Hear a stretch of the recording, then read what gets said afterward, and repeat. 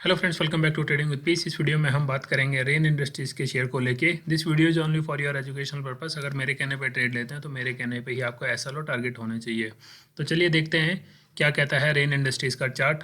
आज अगर आप देखोगे 3 आवर्स के टाइम फ्रेम पे मैंने चार्ट पैटर्न खोला हुआ है, तो इसमें भी कंटिन्यूस एक बुलिशनेस इस स्टॉक में दिखाई है। और आज के दिन में ये अच्छा खासा गेनर रहा है फ्यूचर एंड ऑप्शंस में, यानी फ्यूचर्स में अच्छे खासे लॉट उठाए हैं लोगों ने इसके।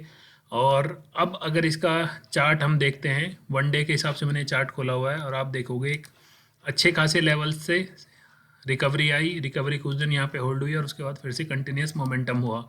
तो इससे ये देखने को मिलता है हमें कि स्टॉक ऐसा नहीं है कि एक शार्प रिकवरी दे देगा या एक शार्प फॉल देगा। हमारे पास अगर मैं आपको चार्ट छोटा करके दिखाऊं, तो जब भी स्टॉक गिरा है तो उसके बाद उसने कई दिन होल्ड किया है, फिर गिरा है, फिर थोड़ा सा होल्ड किया है, फिर गिरा है। सेम उसी तरह आप देखोगे जब भी उठा है तो स्टॉक एक वेव्स में उठा है, और जब गिरा है तब भी एक वेव्स में गिरा है। तो स्टॉक मार्केट में दोस्तों हर बारी हिस्ट्री जो है वही रिपीट होती है। जो चार्ट पैटर्न आप देखते आते हैं तो मार्केट उसको दोबारा फॉर्म करती है। तो अब बात करते हैं क्या रेन इंडस्ट्रीज़ में आगे गिरने के अपॉर्चुनिटीज़ हैं इसमें, या शॉर्टिंग मतलब ये है कि शॉर्टिंग की अपॉर्चुनिटी हैं या बाइंग की।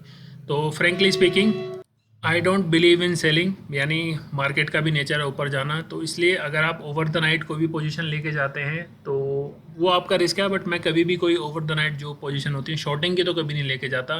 भले डे में इंट्रा डे में कभी कर लूँ तो बात अलग है, but I never trust on shorting, क्योंकि शॉर्टिंग में थोड़ा सा रिस्क होता है। तो अब बात करते हैं, अगर किसी को आज पता चला है कि रेन इंडस्ट्रीज़ में अपॉर्चुनिटी नज़र आ रही है तो क्या किया जाए। तो सबसे पहले हम ट्रेंड लाइन का एनालिसिस लगाते हैं इसमें। अगर हम लॉन्गर टाइम फ्रेम पे लगा के चलते हैं तो 2021 से एक ट्रेंड लाइन बना आ रहा है, जो इसमें 2021 में हाई लगाया था, फिर 2022 में एक हाई लगाया था, उसके बाद स्टॉक नीचे ट्रेड कर रहा है। तो उसके हिसाब से लगभग जो रेन इंडस्ट्रीज़ का रजिस्टेंस पॉइंट आता है वो ये वाली रेंज है, यानी 200 से ऊपर अगर ये सस्टेन हो जाता है तो इसमें और तेज़ी आने की उम्मीद है। और अगर सपोर्ट की हम बात कर लेते हैं, तो अगर आप सबसे नीचे वाले लेवल से 2020 से भी अगर इसकी सपोर्ट आप देख रहोगे लगा के, तो आपको देखने को मिलेगा स्टॉक अभी भी अपने सपोर्टिंग रेंज में चल रहा है। मैंने थोड़ी सी ऊपर स्लांट को ऊपर कर लिया है, अगर आप इसको चाहो तो थोड़ा नीचे भी करोगे तब भी ये ऑलमोस्ट अपने सपोर्ट वाली रेंज पे ही जा रहा है। अब बात करते हैं शॉर्टर टाइम फ्रेम पे। अगर हम शॉर्टर टाइम फ्रेम पे जो इसका रिसेंट हाई था 2022 का, 2022 को 2022 से ही एक ट्रेंड लाइन ड्रॉ करते हैं तो हमें नज़र आता है कि जो आज तेज़ी आई है उसके लिए ये वाला रेजिस्टेंस, यानी ये जो रेंज है, जो ये लाइन आई है, हमने ज़बरदस्ती हमने कनेक्ट नहीं की है, बट एक जो लाइन आ रही है आपने देखा प्रीवियस इस पे भी इसने एक ऑर्डर लिया था। तो अगर मार्केट इससे गैप अप ओपन हो जाती है, अगर ये इससे ऊपर भी गैप अप ओपन हो जाता है और सस्टेन हो जाता है तभी हम एक अपॉर्चुनिटी ढूंढेंगे। अदरवाइज़ हम थोड़ा सा वेट करेंगे, देखेंगे कि अगर ब्रेक होने के बाद ये थोड़ा इस लाइन के आसपास दोबारा से टच लेके दोबारा वापस की तरफ जाएगा तो वो एक अच्छा और हेल्दी आपको रिटर्न दे के जाएगा। तो ये तो होगी पहली रेजिस्टेंस की बात जो मैंने आपको बताया कि इमीडिएट इसका रेजिस्टेंस यही है। बाकी लेट्स सी मार्केट कल कैसे इसको रिएक्ट करती है। अगर हम इसको सीधा लंबे टाइम फ्रेम पे लेके चलते हैं, 1 मंथ 1 वीक, तो आपको देखने को मिलेगा रेन इंडस्ट्रीज़ ने अभी कुछ दिनों से एक अच्छी खासी तेज़ी दिखाई, और उसके बाद इसमें कहीं ना कहीं आप देखोगे एक फ्लैग एंड पोल पैटर्न बनने की उम्मीद नज़र आ रही है। बाकी लेट्स सी क्या होता है।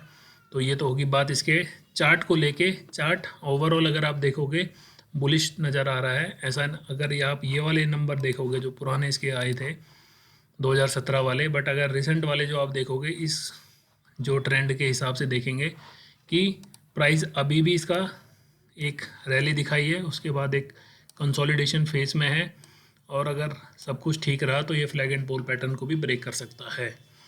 और साथ ही साथ अब इसके अगर हम फंडामेंटल की बात करते हैं तो सबसे मेन चीज़ जो आती है शेयर की वो आती है book value, dividend, sales, profit क्या है।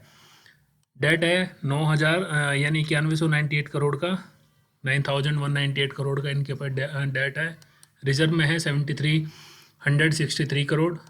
ऑलमोस्ट जितना इनका मार्केट कैप है उतना ही इनके पास रिजर्व भी है, उतना ही इनके पास डेट भी है। आरओसी आरओई आप देखोगे इसका ठीक ठाक है। बुक वैल्यू आप देखोगे 221 है, जो मेरा पहला टारगेट अगर सब कुछ ठीक होता है उसके हिसाब से बुक वैल्यू तक तो जाना चाहिए स्टॉक। डिविडेंड भी देता है, सेल्स ग्रोथ हमारे पास इसकी ठीक ठाक है। अब चलते हैं इसके पीएनएल के ऊपर कि पीएनएल क्या आता है इसका, सीधा ईयर ऑन ईयर पे निकाल लेते हैं हम। ईयर ऑन ईयर देखोगे आप, कंपनी हाईएस्ट एवर प्रॉफिट के करीब चल रही है लगभग। जो लास्ट के 2020 और 21 इन्होंने क्लोज किया है उसमें इन्होंने प्रॉफिट ही पोस्ट किया है। और क्वार्टर ऑन क्वार्टर की अगर आप बात करोगे तो मार्च 2022 के बाद हमारे पास है जो 2023 में जो यानी मार्च में जो नंबर रिपोर्ट करेंगे ये ऑलमोस्ट इसमें भी आप देखोगे अच्छे खासे प्रॉफिट पे कंपनी ट्रेड कर रही है। तो अगर आप जून और सितंबर के हिसाब से देखोगे और मंथ के हिसाब पे हम यहाँ जाएंगे तो जब इस वाले क्वार्टर में भी जब 150 के करीब स्टॉक ट्रेड कर रहा है और इस हिसाब से इसके प्रॉफिट आ रहे हैं तो कहीं ना कहीं वी कैन एक्सपेक्ट कि स्टॉक आपको जल्द ही अपने बुक वैल्यू से तो ऊपर ही ट्रेड करता मिलेगा। अगेन दिस इज अजम्पशन, इसको सेफगार्ड करेगा आपका एसएल। तो एसएल आप अगर मंथ के हिसाब से ट्रेड करते हैं तो जस्ट आपका एसएल आएगा प्रीवियस जो इसकी सपोर्ट थी, और सपोर्ट ये वाली इसकी बहुत अच्छी रेंज है। अगर इससे नीचे स्टॉक आता है तो और इसमें थोड़े दिनों के लिए नीचे आपको लोअर लेवल पे ट्रेड करता मिलेगा। Otherwise I am seeing this stock कि ये थोड़ा सा ऊपर ज़रूर जाए। आई होप आपने वीडियो तक देखी हो। थैंक यू सो मच, मिलते हैं नेक्स्ट वीडियो में। Till then trade with piece.